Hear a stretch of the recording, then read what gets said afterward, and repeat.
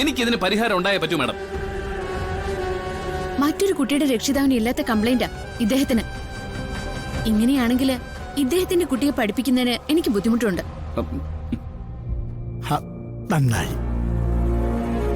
ഇത്രയും വലിയ സ്ഥാപനമാവുമ്പോ ഇത്തരം ചെറിയ പ്രശ്നങ്ങളൊക്കെ ഉണ്ടാവും ഹരി.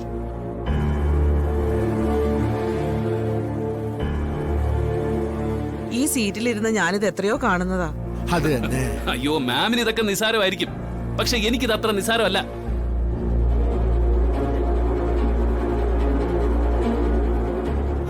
മാം നോക്കിക്കോ, ഈ ഫാൻസി ഡ്രസ് കോമ്പറ്റീഷന്റെ റിസൾട്ട് ഞാൻ ഇപ്പൊ പറഞ്ഞുതരാം.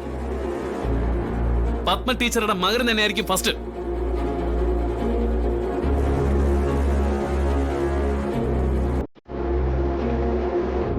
അപ്പോഴെങ്കിലും ഞാൻ പറഞ്ഞത് സത്യമാവുമല്ലോ.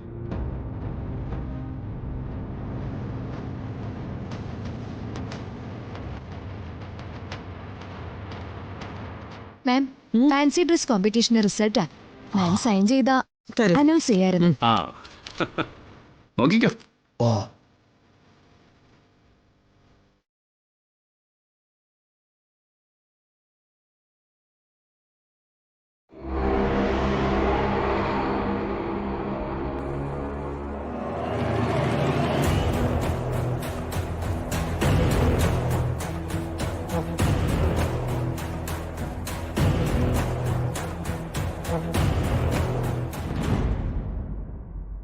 തന്റെ കണക്കുകൂട്ടലൊക്കെ തെറ്റിപ്പോയല്ലോ ഹരി.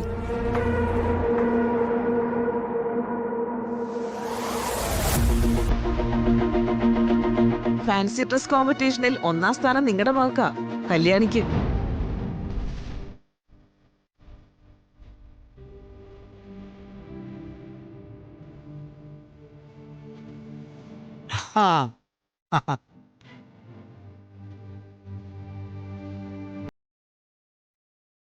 ആദിക്ക് 2ാം സ്ഥാനമേ ഉള്ളൂ.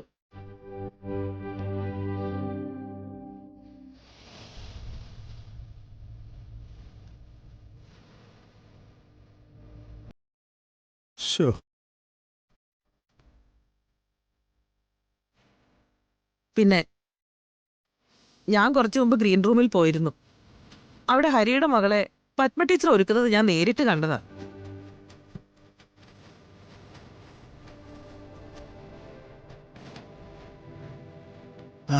കണ്ട.